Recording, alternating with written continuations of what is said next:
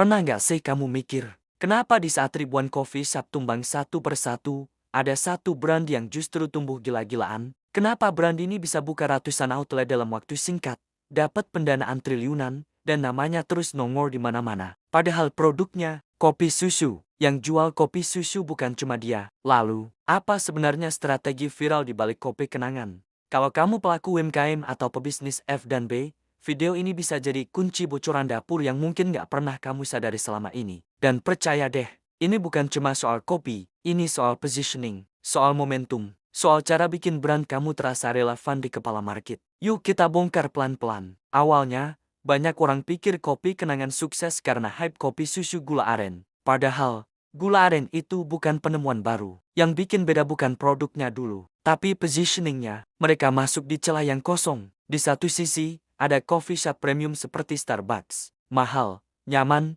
lifestyle kelas menengah atas. Di sisi lain, ada warung kopi biasa, murah, tapi nggak punya brand value. Kopi kenangan masuk di tengah.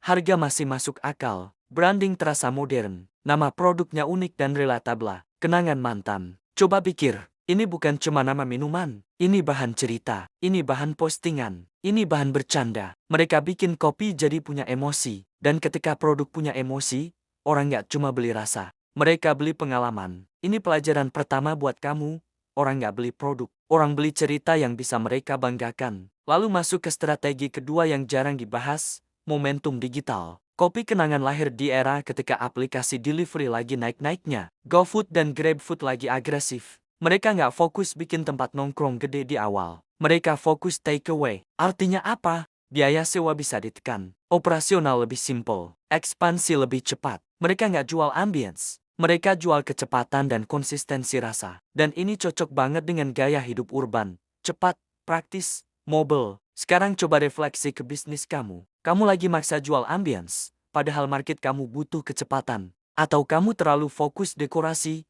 padahal yang bikin repeat order itu konsistensi rasa. Strategi viral itu seringkali bukan soal teriak paling kencang, tapi soal masuk di waktu yang tepat, dengan model bisnis yang tepat. Strategi ketiga, nama yang ngobrol. Coba perhatikan, produk mereka bukan sekadar kopi susu gula aren, tapi kenangan mantan. Secara psikologis, ini jenius, karena setiap orang punya mantan. Setiap orang punya cerita, brand mereka jadi bahan interaksi sosial, dan ketika brand jadi bahan obrolan, itu marketing gratis. Banyak UMKM terlalu serius bikin nama produk, padahal kadang, yang viral itu justru yang bikin senyum atau bikin relate. Kamu jual minuman pedas, kenapa nggak kasih nama yang bikin penasaran? Kamu jual snack pedas, kenapa nggak mainin level dengan storytelling?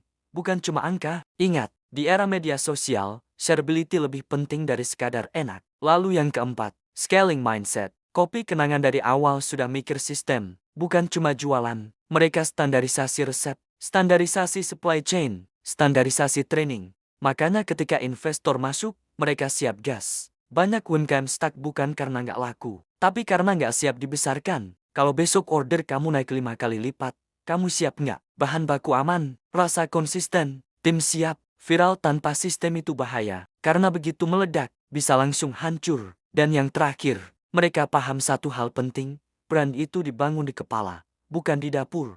Rasa penting, banget, tapi rasa enak tanpa brand yang kuat cuma jadi produk enak. Sedangkan rasa enak dengan branding kuat, jadi gerakan. Makanya mereka agresif di media sosial, visual konsisten, tone komunikasi santai, dekat dengan anak muda. Mereka nggak berusaha jadi semua hal untuk semua orang. Mereka tahu targetnya, dan fokus. Sekarang pertanyaannya buat kamu.